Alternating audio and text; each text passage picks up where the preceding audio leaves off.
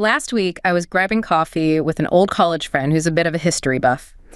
He was scrolling through a thread on his phone, shaking his head with this look of just pure disdain. Uh-oh.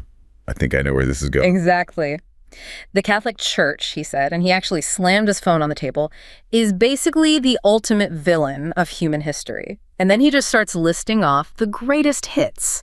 You know, the Crusades, the Inquisition, burning free thinkers, the sale of indulgences. Standard list, yeah. The standard list. And his voice was thick with this kind of righteous anger, as if he'd personally been wronged by a 15th century friar. To him, the church was just this monolithic machine of oppression, a dark cloud that blocked out the sun for 1,000 years. No room for nuance there at all. None. His logic was simple. They're the reason for the Dark Ages, period. But then I asked him a question. I pointed to a picture in a book on the table. It was a beautiful pagan Apollo statue, and I asked him where he thought it came from. And he said ancient Rome. Ancient Rome, obviously, he replied. So I told him it was actually unearthed, protected, and is currently housed in the heart of the Vatican right next to the Pope's private quarters. And his expression just flickered for a second. A little bit of cognitive dissonance setting in. Just a moment of confusion before he tried to pivot back. And that's when I mentioned Pope Leo I, how while the Roman Empire was collapsing and its so-called great secular leaders were hiding, this old man in a robe walked out of the city gates, completely unarmed, to face Attila the Hun. The scourge of God. The scourge of God himself. And somehow he convinced him to turn his army around and leave. And that instantaneous shift in the narrative, from the church as a corrupt cradle of evil to the only thing standing between civilization and total annihilation, it just left him quiet for a moment. It really made me think, if the church was truly just a black hole of history, why is our modern world built on the very foundations they defended? And how did an institution that once hunted witches end up with a pope today who supports the Big Bang and evolution? The truth, it seems, is way more complex than a few angry comments on the internet. That anecdote is the perfect frame for our mission in this deep dive. We're going to try and move past that reductive villain versus hero narrative that simplifies these massive institutions into moral extremes. It's too easy. It is. Instead, we want to look at the sociological and philosophical function of the church over 2 millennia. Our mission today is to examine the institutional mechanisms that let it survive the catastrophic dissolution of Rome, how it laid the intellectual groundwork for the modern world, and most importantly, why it has now emerged as maybe the most consistent and sophisticated challenger to the core principles of modern liberalism and the technocratic paradigm that flows from it. Okay, let's unpack that, starting with part 1. This argument that the church was a functional stabilizer. This immediately forces us to reconsider that whole Dark Ages myth. I mean, the fall of Rome wasn't just one dramatic event, right? It was a complex, centuries-long dissolution. It absolutely was. The collapse of the Western Roman Empire wasn't a swift, decisive thing. It was a slow and tropic decline driven by a whole convergence of failures, environmental, epidemiological, and structural. What were the biggest drivers? Well, we're talking about severe climate change that hit agricultural yields hard. But even more devastating were the major plagues. The Antonine Plague, for example, it just hollowed out the population. And that demographic shock would have had huge downstream effects. Massive. Fewer people to tax, fewer laborers for the farms, and maybe most critically, fewer young men to sustain the professional large-scale army that the Roman state depended on. So it was an epidemiological crisis that led directly to a military and economic crisis. Precisely. And you have to add to that the endemic issues. Governmental mismanagement, corruption that just grew geometrically, and this increasingly rigid bureaucracy that just couldn't adapt. The entire state structure was just too brittle to support itself. So the resources were being exhausted just to maintain the system itself, with nothing left over. Nothing left to maintain the roads, the aqueducts, or even pay the army properly. And the final catastrophic blow that made the collapse irreversible seems to have been economic. Right, the loss of Africa. It was. The final nail in the coffin was Emperor Majorian's catastrophic failure in 460 CE to retake Africa from the Vandals. Losing Africa was economically fatal to the West. That province was the wealthiest, most reliable source of grain and tax revenue. So once that supply was cut, the whole system just unraveled. The total economic integration of the West just dissolved. Currency became worthless outside of very localized zones, trade vanished, and the system's collapse was complete. And that vacuum, that lack of any functioning secular institutions, is the backdrop against which the Dark Ages really began. Okay, so this is where the narrative really shifts. When the entire legal system, the economy, the military command of Rome fails, the church steps into that void. And this wasn't a conquest, it was more like necessary institutional continuity. It was a crucial functionalist stabilization. We see the rise of papal law beginning as early as 385 CE with Pope Siricius. His letters, which are known as decretals, they intentionally imitated the style of Roman imperial rescripts. So they're mimicking the language of the old, stable imperial authority. They're signaling that the church can provide a universal framework of law and order that the shaky, fragmented imperial infrastructure just couldn't sustain in the West anymore. But I'm still trying to get my head around the mechanism of power. The popes didn't have legions. How did they enforce this universal law when secular warlords only respected, raw force? That is the genius of the functionalist argument. Papal law was, to a very large extent, demand-driven. You have to see the church as this highly complex, constantly evolving, and really decentralized religious system. So not a top-down monolith? Not at all. It was made up of thousands of local churches, different clerical structures, evolving rituals like penance and baptism, and highly complex doctrines. And these local systems, they were constantly bumping into each other, creating friction and legal entanglements. So if two bishops in, say, Gaul and Spain disagreed on a complex issue like clerical celibacy or the legality of a dynastic marriage, and there's no effective imperial law to settle it, they have to appeal to a higher authority. They have to appeal to Rome. Exactly. This continuous creation and recreation of complexity, this inherent need for the system to be consistent with itself, it created an ongoing, built-in demand for papal authority to arbitrate and sort out the mess. So the papacy was, as the sources say, passively ambitious. They were just responding to requests. They were often happy just to respond to appeals, but that constant influx of appeals is what bolstered their legal authority over a millennium and a half. This functional necessity to manage the system's own complexity is what prevented the church from fragmenting like the secular states did. It's a huge factor in its incredible longevity and resilience. That structural need for intellectual coherence must have been what drove the preservation of classical heritage. We all have that image of monks just copying manuscripts, but it seems it went much deeper. It really did. Monastic communities were absolutely essential in preserving classical Greek and Latin works, Cicero, Virgil, early scientific texts. And this wasn't always a passive act of just collecting things. It was often driven by a genuine utility. Utility? How so? Well, take the Carolingian Renaissance. It was partly motivated by Charlemagne's mandate that the clergy had to improve their Latin for prayers. And to do that, you had to collect and study the masters of classical literature to establish high linguistic standards. That's a fascinating side effect. The pursuit of better grammar for church services leads to the safeguarding of pagan poetry and history. And we have to remember, Christian Romans and Greeks still saw this as their own history, their own scientific knowledge. They valued these works not just as historical artifacts, but as real intellectual achievements. They were studied and copied because they didn't fundamentally threaten core Christian beliefs. In many cases, they actually enriched them. And this commitment to scholarship wasn't just about looking backward. It led to one of the West's greatest social innovations, which is the university system. The church invented the university system in the 1200s, and this turned the High Middle Ages into a period of profound intellectual growth and established what was, for its time, a genuine intellectual meritocracy. Higher education became this robust engine for social advancement that fundamentally disrupted the old feudal social structure. That is just astonishing social mobility for the 12th century. We think of modern Silicon Valley as the ultimate meritocracy, but it sounds like the Middle Ages had its own version. How could a poor person actually achieve this? Through church scholarships and the patronage system, our sources really emphasize that a cobbler's son, or the child of a relatively poor tradesman, could get funding from the local bishop or a monastery. If they showed intellectual promise, they could pursue years and years of study. And what was the trade-off? They were often required to serve the church in return. But this path allowed them to focus entirely on earning degrees and potentially reaching the highest echelons of society, becoming a university rector, a bishop, or even ultimately the pope. This meritocratic pipeline was one of the church's most powerful and lasting contributions to European society. Okay, let's pivot to a skeptical claim that you hear all the time today. The idea that the early modern European elite were all cynical actors, just pretending to be pious to control the masses.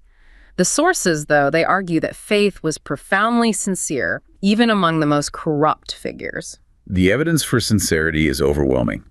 To an early modern European, it doesn't matter what class they were, the existence of God was fundamentally undeniable. Atheism wasn't considered an alternative philosophy. It was seen as a kind of psychological defect or a state of moral madness. So in a world without modern empirical science, God was the necessary structure for reality. It was the only explanation that made sense of the cosmos. So even if they were morally compromised in their personal lives, they still fundamentally believed in the consequences of sin and the existence of heaven and hell. We have to separate hypocrisy and practice from a denial of the foundational belief itself. Absolutely. The corruption was real, the patronage, pluralism, absenteeism, but it was a fact of life across all early modern institutions, not just the church. It reflects how hard it was to govern large organizations in that era. An immoral pope might be a hypocrite, but that doesn't mean he doubted the structure of the cosmos he believed he inhabited. And I suppose the ultimate proof of this sincerity wasn't in their administrative failings, but in their willingness to sacrifice everything, which we see in the religious wars of that period. And that's where the cynicism argument just completely falls apart. In the early modern period, religion and politics were inextricably linked. The concept was Dei gratia rule, by the grace of God. The immense blood that was spilled during the 30 Years' War, a conflict driven by religious differences, shows that this was not just some convenient rationalization for economic motives. These were princes and kings willing to risk the total destruction of their own lands over a theological point. Think about the Calvinist Frederick V, the Elector Palatine, who risked his entire principality trying to take the Bohemian crown, or the Lutheran king Gustavus Adolphus of Sweden, who literally sacrificed himself fighting the Catholic Habsburgs. These actions show that for a huge part of the elite, religion was a life-or-death, existential concern. The political stakes were spiritual stakes. The sincerity of their conviction was profound. That deep sincerity wasn't just about dying on a battlefield, it was about genuine intellectual commitment, too. And that brings us to part 2, because if they were truly serious about God's rational creation, that fundamentally changes the story we tell about science. It absolutely does. The greatest misconception the church still faces is its supposed historical opposition to science. But modern science was, in a very real sense, born inside the church's intellectual framework. The Christian worldview provided the necessary metaphysical preconditions for systematic investigation. What were those preconditions? The core belief is that the universe was created by a single rational God. And that means the cosmos is inherently orderly, it's non-arbitrary, and it's intelligible to human reason. We can study it, we can measure it, and we can expect its laws to be consistent because they're the expression of a consistent creator. So that belief structure provides a predictable, reliable subject for study, and it demolished the older, competing cosmologies. It fundamentally destroyed the older pantheistic worldviews. In pantheism, nature is seen as unpredictable, chaotic, maybe even personified by capricious spirits and gods who can intervene arbitrarily. If nature is just the work of constantly interfering non-rational forces, then scientific inquiry, the search for fixed universal laws, is basically pointless. The Christian view made objective study of nature not only possible, but, in a way, encouraged as a means of understanding God's creation. Of course, the inevitable question here is Galileo. That affair has been weaponized as the ultimate symbol of faith versus reason. How do the sources help us nuance that event? The Galileo affair was a highly localized political and personal tragedy. It wasn't at all representative of the church's broad historical support for scientific and astronomical inquiry. The popular story omits so many key facts. Galileo was championed by many church officials at first. The core conflict wasn't scripture versus science, but emerging scientific theory versus established scientific observation. Meaning the church's own astronomers were the ones asking for better evidence. Precisely. Galileo's Copernican model was mathematically sound, but it was physically strained at the time. The church's chief astronomer, the Jesuit father Clavius, and others, they supported the idea, but they rationally demanded physical evidence to overturn the entire prevailing cosmology of Aristotle and Ptolemy, which was based on centuries of careful observation. So in an odd twist, the church was actually demanding a higher level of empirical rigor. Yes, before a definitive statement could be made. And we also have to remember that scientific study throughout the Middle Ages was heavily sourced from monasteries and churchmen. They were often the only educated people who were actually engaged in that kind of inquiry. Let's move beyond science to the legal and economic structures that really underpin the modern West. It seems our very concept of professional universal law emerged directly from church canon law. That is one of the most significant, though often invisible, inheritances we have. Western legal concepts trace their foundation right back to the systemization of ecclesiastical law. The crucial shift happened in the mid-12th century with Gratian's Decretum. What was that? It was essentially the first comprehensive legal textbook for the church. And this led directly to the emergence of professional, university-trained ecclesiastical courts. They were staffed by expert jurists, and they moved beyond just informal judgments. They established formalized procedures, the necessity of evidence, and the documentation of legal precedent. They set the standard for the modern legal profession. Okay, now for what sounds like a truly radical claim, that the medieval Inquisition courts, which are synonymous with brutality, were sometimes preferred over secular courts. How can that possibly be true? It can only be true by comparison to the extremely harsh, fragmented, and arbitrary secular systems of the time. The medieval Inquisition courts were dedicated to doctrinal matters, and while they certainly committed abuses, that's a fact of history, they operated under a structured legal framework.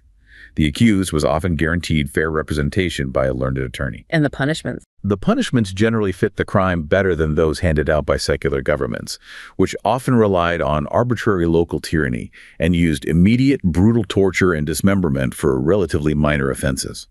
So in a lawless, post-Roman world, the church court, for all its faults, offered a more predictable, structured, and in some ways fairer form of justice than the emerging secular states. It provided a universal structure where chaos reigned elsewhere. It just highlights how the church, through its legal systems, sometimes offered a better form of justice simply because it was rooted in centuries of sophisticated canon law, whereas the secular systems were still just evolving from raw feudal custom. And their influence wasn't just in law, it was also economic.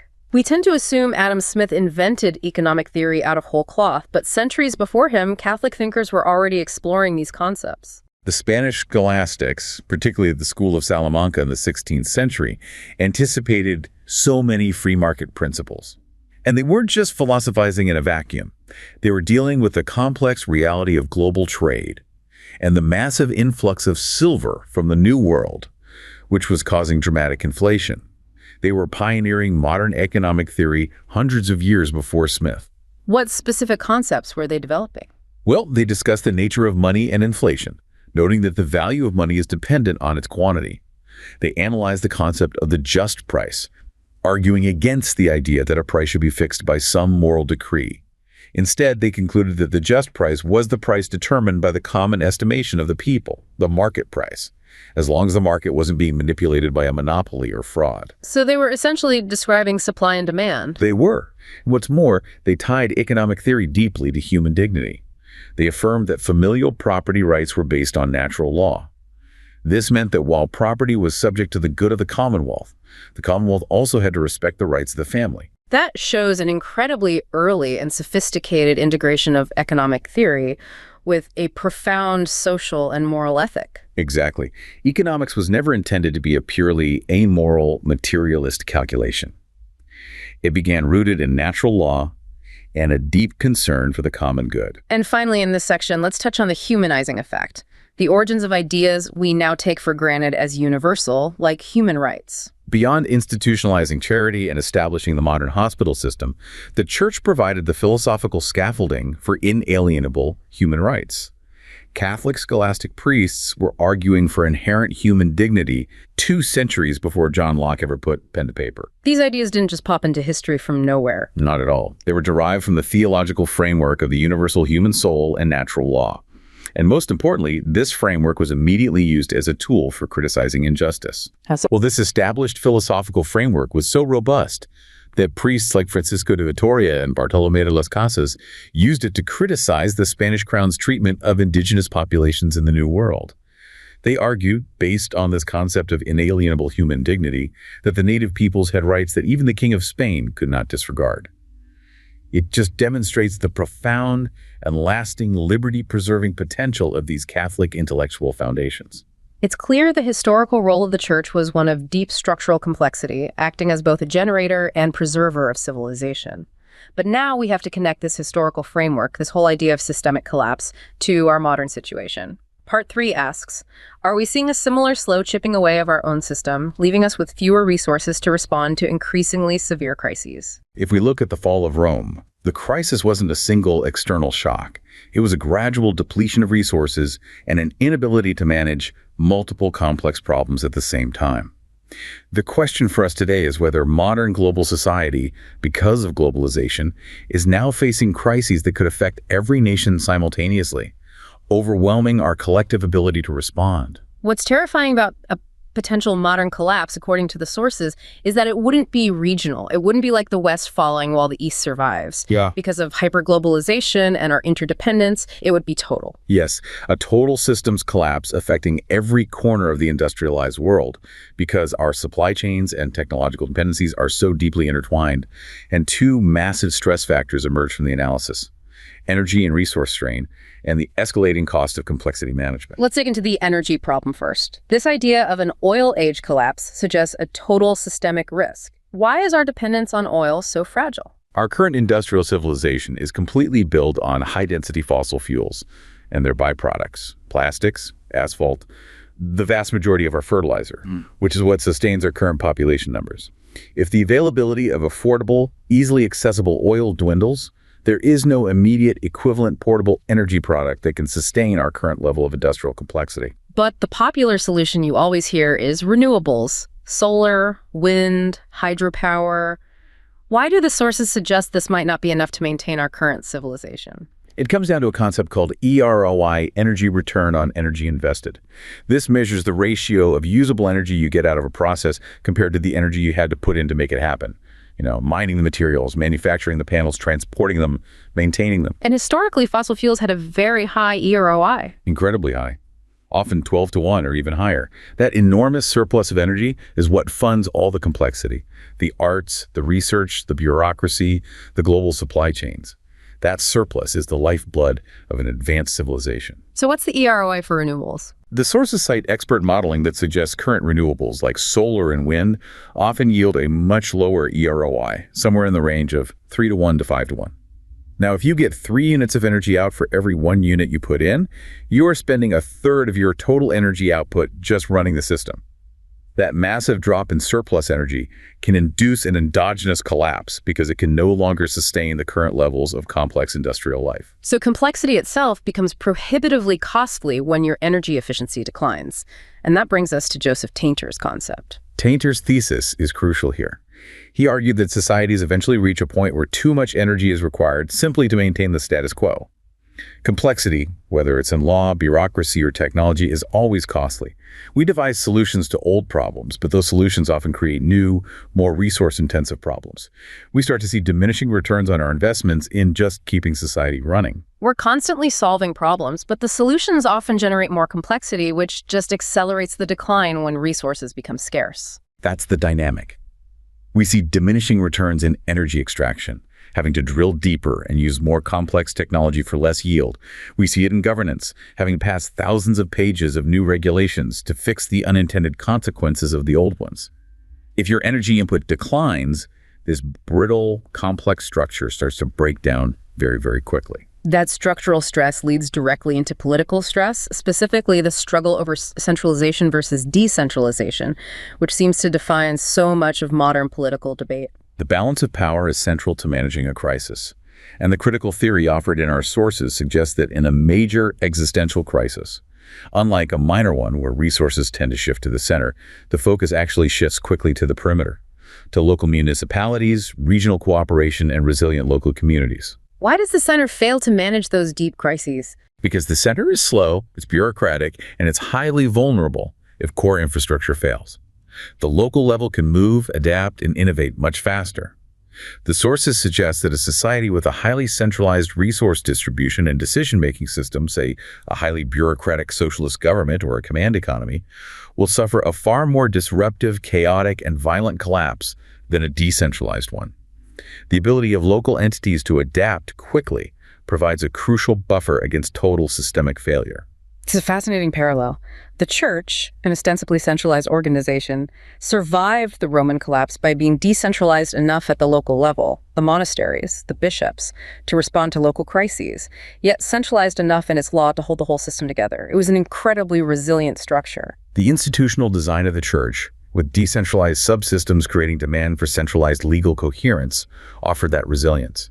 And the comparison is vital because it highlights that institutional memory and philosophical coherence, rather than just raw physical force, can be the ultimate stabilizer in a time of systemic dissolution. This inherent structural coherence leads us perfectly into the deepest part of this dive, the ideological confrontation.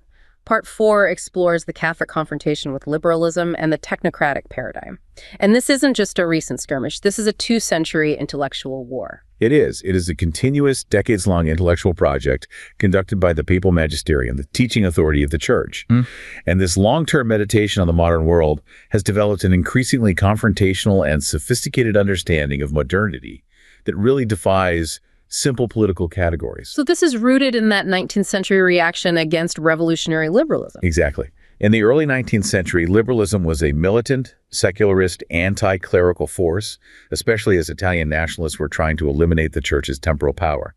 Popes Gregory VI in 1832, with Murari of Oz, and especially Pope Pius IX in 1864, with the Syllabus of Errors, condemned the foundational tenets of this rising ideology. What specific ideas were they condemning? They rejected the idea of a complete separation of church and state, arguing that political society must recognize religious truth. They fundamentally rejected the notion that human reason and conscience were autonomous spheres, completely divorced from religious values and the spiritual world. They insisted that the search for a secular truth that utterly ignored God would inevitably lead to moral and social dissolution. Pius IX's critique of the economic direction that secular liberalism would take, it seems almost clairvoyant now. It was remarkably precise. He prophesied that when society is set loose from the bonds of religion and true justice, its only remaining end is the purpose of obtaining and amassing wealth, and it follows no law but unchastened desire. This, he argued, substitutes material force for true justice. He foresaw how the focus on maximizing individual economic gain, divorced from any higher moral constraints, would become the ruling principle of the new political order. So if the 19th century defined those initial fault lines, the mid-20th century, particularly Vatican II, tried to find some common ground. But the sources suggest the core conflict over human nature, that remained. That's the crux of it. While Vatican II, from 62 to 65, it attempted cooperation and dialogue with the modern world, emphasizing human dignity, the Council ultimately insisted on defending the human person as an integral being created for communion. And this is the fundamental, non-negotiable anthropological divide, especially as cultural norms shifted so dramatically in the post-Vatican II era. Unpack that telos difference for us.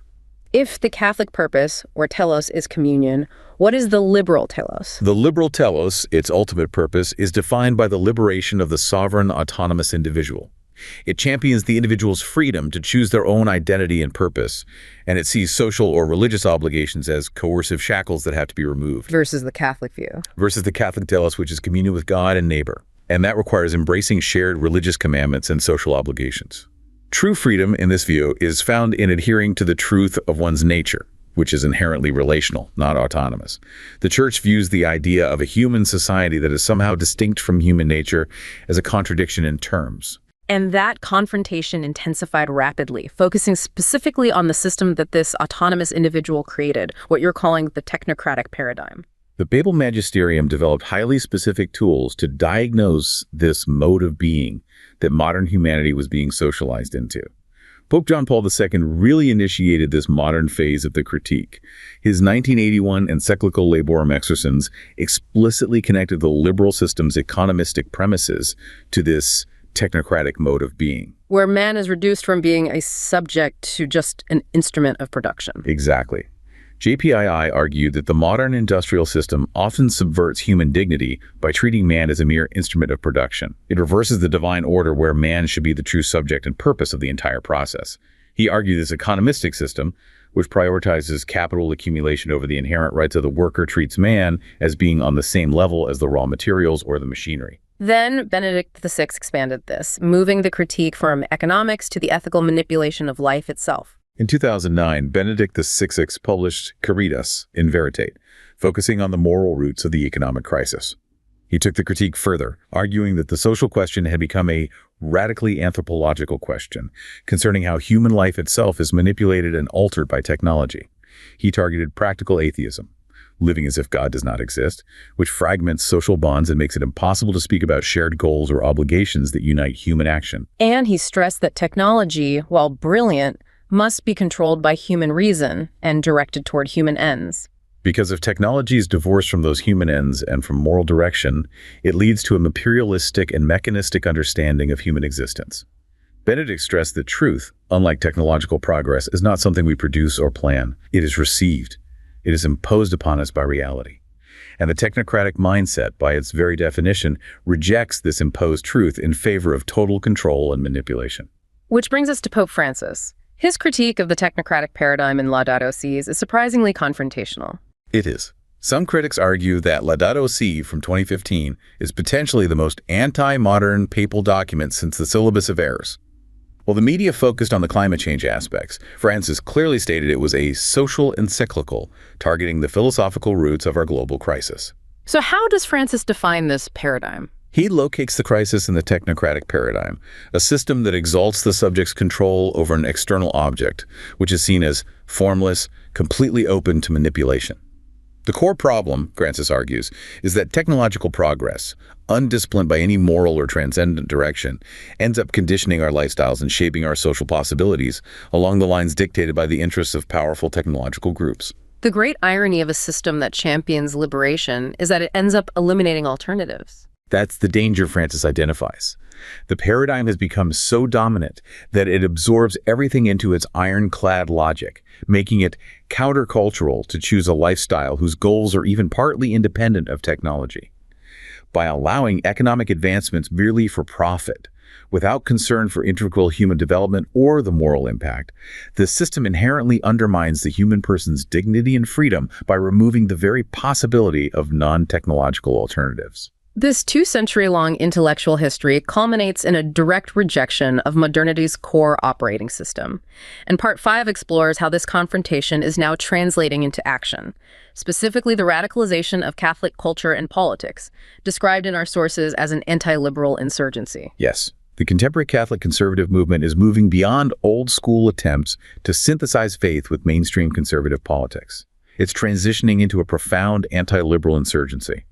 And this is largely driven by younger generations who are seeking substantive, objective meaning and are coherently rejecting the pervasive moral relativism and chaotic individualism of modern culture. They feel they're facing an alternative to Christianity where no compromise is possible. That's the feeling.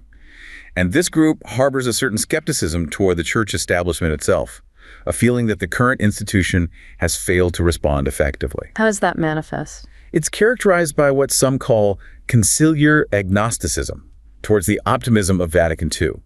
Many in this emerging cohort feel the current ecclesiastical establishment has shown a fundamental weakness, an inability to respond robustly to the challenges of secularization and the culture wars.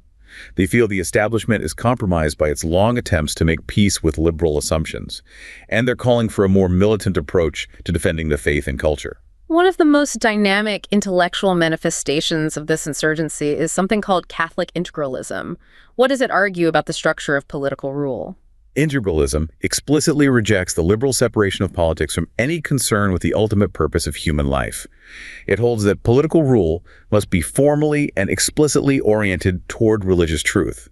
Its chief political principle is the Gelasian diarchy. Explain that for us. The temporal power, the state, is sovereign in matters like infrastructure and defense, but it must submit to the spiritual power, the church, in matters of faith and morals. So it's a foundational separation of powers, but with the moral authority of the church overriding the state in questions of ultimate human good and moral legislation. Exactly. It's a direct challenge to the modern liberal state's claim of moral neutrality. Integralists highlight the crucial difference between technical rationality, which is logical and efficient for maximizing means, but provides no ordering principle for ends, and Catholic rationality, which maintains consistent ends rooted in natural law while utilizing changing means. Technical thinking, divorced from a higher moral law, is fundamentally foreign to all social tradition. What's the integralist warning about a society built exclusively on progressive technical rationality and radical liberation? They warn that such a society would soon destroy itself. It results in a depoliticized managerial state that's dominated by short-term rent-seeking interests. Citizens are led into a kind of apathetic, hedonistic privacy, dominated by consumerism. This extreme plasticity and relentless push for individual liberation eventually exceeds the populace's capacity for freedom, provoking a rebellion against the principles of the regime itself, a deep societal craving for the return of strong gods and a unifying order. And it's highly significant that this confrontational stance isn't just coming from one political faction within the church. It's a globally supported, consistent trajectory, confirmed by the continuity among recent popes from very diverse backgrounds. The consistency is undeniable. You have John Paul II from the totalitarian Soviet bloc, Benedict XVI as a sophisticated European theologian, and Francis from the global periphery of South America. All three, from radically different life experiences, developed and advanced the exact same central critique of the liberal technocratic mode of being. And this trajectory is only set to accelerate, particularly as the church's demographics shift away from the Western sphere of influence. The source material notes that the numerically strongest Catholic populations are increasingly outside the industrialized West, particularly in Africa and South America, and these Catholics are often less enchanted by liberal promises, having been scarred by its realities. Their engagement is often marked by views less charmed by secular modernity, as you see with prominent African voices who issue profound criticisms of Western consumerism and frenzied individualism. This suggests the trajectory of confrontation is unlikely to change and will probably accelerate globally. So if we look at this whole sweep from the institutional stabilization during the Roman collapse all the way to this two-century intellectual project against the autonomous individual and the resulting technocratic paradigm, what's the final synthesis? The synthesis is that the Church's role in civilization is defined by deep structural complexity, long-term stability management, and an unwavering intellectual opposition to the core principles of modernity. It possesses an institutional memory long enough to understand that the challenges it faces today, the manipulation of life, the reduction of humanity to the economic sphere, are the logical fulfillment of the ideologies it first condemned back in the 19th century.